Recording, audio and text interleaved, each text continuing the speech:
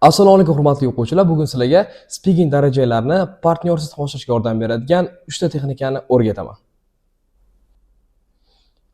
Xo'p, demak, birinchi holatni ko'rishimiz mumkin bu yerda bir qator muammolar berilgan, qaysi o'quvchilar duch keladigan speaking qilayotgan paytlarida. Birinchisi bu grammatika. Ya'ni ko'pchilik o'quvchilar grammatikani juda ham uzoq va yaxshi o'zlashtiradi, lekin aynan speaking kelgan paytda biladigan grammatik strukturani qo'llay olmaydi. Ikkinchi muammo esa bu lug'atlar bilan. Ya'ni ko'pchilik o'quvchilar kuniga 20-30 talab lug'at yodlaydi, lekin muloqot qilayotgan paytda esa bu lug'atlarni birortasidan foydalana olmaydi yoki bu lug'atlarning birortasi ularni esiga kelmaydi o'sha paytda. Keyingi muammo esa ko'pchilik o'quvchilarda reading va listening, ayniqsa listening qismi juda ham yaxshi rivojlangan. Ya'ni ular hamma ma'lumotlarni, eshitgan ma'lumotlarni tushuna oladi, lekin aynan ularga javob berishga kelgan paytda, ya'ni ularga berilgan savolga javob berishga kelgan paytda to'liq javob bera olmaydi yoki javob berayotgan paytda tutilib qoladi. Bu muammolar hozirgi paytda o'quvchilar, ya'ni ingliz tili o'rganuvchilar orasida juda ham keng tarqalgan va men sizlarga hozir shu muammolarga birma-bir yechimlarini aytib o'tib ketaman. Demak, birinchi texnikamiz bu bizda speaking while doing yoki boshqa nomi real time narration deb nomlanadi. Xo'p, bu qanaqa texnika, guys? Bu texnika shundayki, biza biror bir mashg'ulot bilan band bo'lgan paytimizda bajarayotgan mashg'ulotimizni shunchaki ingliz tilida izohlab ketamiz.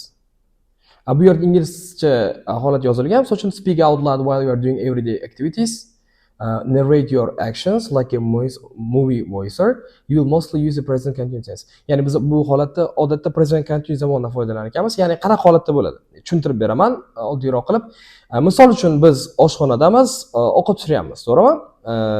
Masalan, piyoz to'g'rayotganmiz yoki umuman protsessni ingliz tilida tarjima qilib ketamiz. For example, now I'm chopping onions. They are making my eyes water. I'm putting all the pan. It's sizzling. Xo'p, piyoz archyapman va piyoz mani ko'zimni misol uchun yoshlantiryapti. Yog'ni tabaga solyapman, bu esa chirsillayapti. Xuddi shu kabi mashg'ulotlarni biz ingliz tilida tarjima qilib ketishimiz kerak ekan. Yoki boshqa bitta misolda, masalan, ko'chada ketyapmiz, novvoyxona oldiga o'tib ketdik. Tarjima qilamiz. I'm walking past the bakery. It smells like fresh bread. Yoki I'm crossing the road, yo'lni kesib o'tib ketyapman. Yoki o'zimizning rejalarimiz haqida gapirsak bo'ladi. Misol uchun, after the lesson, I'm going to meet with my friend in the park. Misol uchun, miyamizdagi hamma ma'lumotlarni shunchaki ingliz tilida tarjima qilib, uni aynan tashqariga, ya'ni talaffuz qilgan holatda tashqariga, demak, ovoz chiqarib aytishimiz kerak ekan. Okay, bu birinchi texnika nima uchun bizga kerak? Qaysi tarafdan yordam beradi? Birinchisi bu spontaneous speech, ya'ni biz joyda speaking qilishni o'rganamiz. Tayyorgarliksiz, hech qanaqa biror bir mavzuga uyda tayyorlamasdan turib, joyda speaking qilishni o'rganamiz. Holatlarga qarab bizani, demak, mavzularimiz ham o'zgaradi.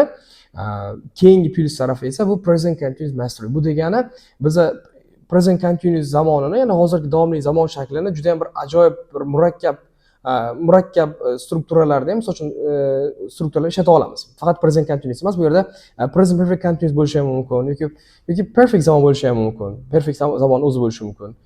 Xo'p, ya'ni zamonlarni yaxshiroq o'zlashtira boshlaymiz. Keyingi plus tarafi esa kundalik lug'atlar.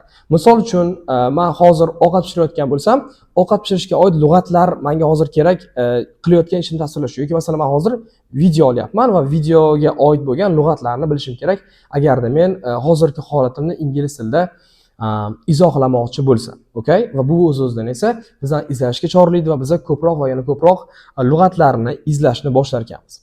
Okay, va undan keyin esa asosiy deb aytaman bu narsani speaking confidence, ya'ni gapirishga nisbatan ishonchni oshirib yuborishi. Qaysi ma'noda biz o'zi odatda qo'rqamiz, bir insonlarning oldiga umuman ko'chada speaking qilishga va bu activity esa har qanday holatda bo'lishi mumkin. Do'stlarimiz orasida yoki umuman uyda o'tirganimiz, oila a'zolarimiz orasida bu orqali biz o'zimizga bo'lgan speakingimizga bo'lgan ishonchni oshirar ekanmiz. Xo'p, bu birinchi texnika edi. Endi ikkinchi texnikaga o'tamiz. Bu texnikaning nomi fluency chains. Bu qanaqa ishlaydi? Xo'p, qaraymiz. Start with one word or idea, talk about it for 30 seconds, then move to connect the idea like a chain reaction. Xo'p, bizga bitta so'z beriladi, birorta so'zni o'ylaymiz, 30 sekund davomida o'sha so'z haqida qanaqadir speaking qilamiz. Undan keyin esa boshqa so'zga o'tamiz. Mana masalan, ko'rishingiz mumkin bu yerda. Birinchi so'z coffee. I drink coffee every morning. It helps me wake up. I usually use a French press. Dedikda endagi morning mavzusi beriladi. Endi morningga o'tishimiz kerak. Endi morning haqida speaking tuzib ketamiz. Mornings are quiet in my house. I like to open the windows and hear the birds. Xo'p, keyingi so'z weather. Weatherga aloqador endi matn tuzishimiz kerak, ya'ni story tuzishimiz kerak. Xo'p, when it rains in the morning, I feel sleepy. The sound of rain makes me want to stay in bed. Xuddi shunga o'xshab har xil so'zlar ketma-ket berilgan paytda har bitta so'z uchun moslashimiz kerak bo'ladi. Xo'p, bu activityni plus taraflari, benefitlari nimadan iborat? Birinchisi, logical flow, ya'ni bu bizada it develops coherent and smooth transition between ideas. Ideyalar o'rtasida bog'liqlikni paydo qiladi. Iloji boricha bitta so'z haqida tuzilgan matndan boshqa biriga o'tgan paytimizda qanaqadir ma'noda bog'lab ketishimiz kerak, okay? Va bu orqali biz aynan ideyalarni bir-biriga bog'lashni o'rganamiz. Undan keyin keyingi plus tarafi it's quick thinking, ya'ni biz tez fikrlashni va o'ylagan fikrimizni og'zaki holatga o'tkazishni eplay olamiz. Juda ham tez holatda sodir bo'ladi bu narsa. Ya'ni biz har qanaqa mavzuga keyinchalik juda ham bir kam miqdorda, kam vaqt davomida tayyorlangan holatda speaking qilishni boshlaymiz. Keyingi plus tarafi it's a depth for IELTS. IELTS uchun plus tarafi, misol uchun o'zi odatda IELTS ga tushadigan mavzular bor, bir nima deydi? Qisman takrorlanadigan mavzular bor. Va qanchalik darajada biz shu activityni ko'proq va shu IELTS mavzulariga aloqador holatda bajaradigan bo'lsak, keyinchalik IELTS imtihonida qiynalmaymiz, chunki ideyalar bizda oldindan tayyor turgan bo'ladi. Xo'p, keyingisi esa vocabulary across topics, ya'ni mavzularga oid lug'atlar. Masalan, men hozir guys morning haqida gapirmoqchi bo'lsam, morningga aloqador misol uchun lug'atlarni demak topishim kerak. Tushunali? Ya'ni gapirish uchun morningni atrofidagi lug'atlarni izlashim kerak va bu o'zidan esa shu lug'atlarni aktiv lug'atlarga aylantirishga yordam beradi. Ya'ni biz ko'p qo'llaydigan lug'atlar qatoriga kiritishni boshlaymiz. Xo'p, endi guys, bu activityni biz faqatgina o'zimiz yolg'iz qolganda emas, balki sinfda kurs paytida yoki o'rtoqlarimiz ham bilan bajarishimiz mumkin. Misol uchun, qanaqadir bizning bitta sherigimiz bizga mavzu beradi, mavzuga sekundamер qo'yib turadi. Shu masalan flower, masalan plant degan masalan mavzu berilsa, shu mavzuga biz speaking tuzishimiz kerak. Undan keyin u sherigimiz boshqa mavzu beradi. Shu orqali biz speakingimizni rivojlantira olamiz. Endi guys, keyingi texnikaga o'tamiz. Bu texnikaning nomi sentence stretching deb nomlanadi. Ya'ni sodda gaplardan murakkab gaplargacha. Xo'p, bu nima? Take a simple sentence and keep expanding it by adding when, where, why, how, what else and feelings. This builds fluency and richer grammar naturally. Birorta ish harakatni olamiz guys. Qanaqadir bitta holatni olamiz. Mana masalan I ate lunch. Men tushlik qildim, to'g'rimi? Endi shu tuzgan gapimizga savollar beramiz va savollarga javob berish orqali javobimizni murakkab holatga olib kelamiz. Misol uchun masalan when qachon qilding tushlik? Where qayerda qilding? Why nimaga qilding? How qanday? Yoki kim bilan qilding? Va bu holatda avtomatik tarzda berayotgan javobimiz ham murakkablashadi. I ate lunch at a small cafe near my school yesterday because I forgot to bring food. To'g'rimi? Ya'ni birinchi gapdan ko'ra ikkinchisi ancha uzunroq va strukturasi ham sal bo'lsa ham farqli, murakkabroq hisoblanadi va ko'proq detallar aytib o'tilgan. Xo'p, yoki masalan boshqa. While I was eating, I saw an old classmate. We had a short conversation and it made my day. Misol uchun yana unga yana qo'shsak bo'ladi demoqchiman. Bu yerda masalan yana ko'proq ma'lumot kiritsak bo'ladi. Xo'p, endi guys, bu activityni plus taraf nimalardan iborat? Birinchisi, it's a complex grammar. Natural incorporates more sophisticated sentence structures. Hozir.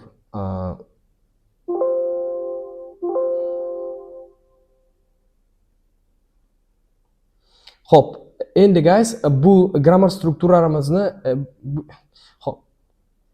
Xo'p, endi guys, ko'rishingiz mumkin, bu yerda bu texnikamizning plyus taraflarini birinchisi bu murakkab grammatik strukturalardan foydalanishni boshlaymiz. Bu degani avtomatik tarzda biza ko'proq ma'lumot qo'shishimiz gapimizga va bu orqali gapimizni ham murakkablashtiramiz. Struktura murakkablashadi.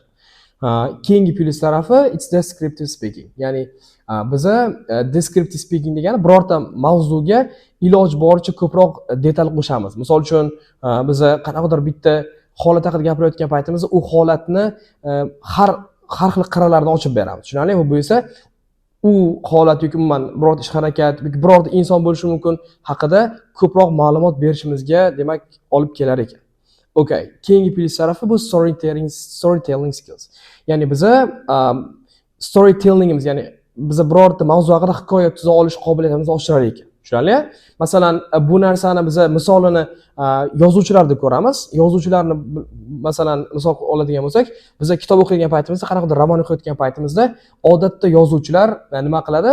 Holatni shunaqa bir tasvirlaydiki, biza miyam to'g'ri ko'z oldimizga keladi. Ya'ni buni hammasi aynan ular descriptive language da foydalanganligida, tushunarli? Ya'ni imkon qadar ular o'sha bitta holatni yon atrofidagi misol hodisalar bilan birga tasvirlaydi. Misol uchun, yomg'ir yog'ayotganligi, chaqmoq chaqayotganligi, shamol esayotganligi, bitta qanaqadir kimdir gaplashib o'tirgansiz bir-biri bilan shu paytdagi ob-havodan tortib to ularni kiyimiga tasvirlaydi, tushunarli? Va bu esa o'z-o'zidan storytelling qobiliyatimizni oshirishga olib keladi. Keyingisi esa, keyingi plyus tarafi esa automatic expansion. Bu nima degani? Biza demak ideyalarimizni, ya'ni gapirayotgan ideyalarimizni kengaytirishni o'rganamiz. Ya'ni qanaqa savol berishdan qat'iy nazar biza shu savolga imkon boricha uzunroq va to'liqroq javob berishni boshlaymiz. Okay, bu activity-ni ham biza maktabda yoki kursda sinab ko'rsak bo'ladi. Misol uchun, o'qituvchimiz bizga qanaqadir bitta sodda struktura, sodda gap aytadi. Misol uchun, I watched the movie deydi va biza endi bu movie bu harakatga o'zimiz description qo'shishimiz kerak. Ya'ni vaqt qo'shsak bo'ladi, place, joy, qayerda ko'rdim kinoni, nima uchun ko'rdim, qanaqa hissiyotlar o'tdi, reaksiya qanaqa bo'ldi. Bu orqali biza ishoninglar speaking darajamizni anchaga ko'tarib qo'yamiz. Xo'p, guys, shunaqa gaplar, demak, bu ma'lumotlar sizlarga foydali bo'ldi deb o'ylayman. Xudo xolasa, keyingi darslarimizda ham biz sizlar bilan imkon boricha ko'proq foydali ma'lumotlar haqida gaplashamiz. See you soon, guys.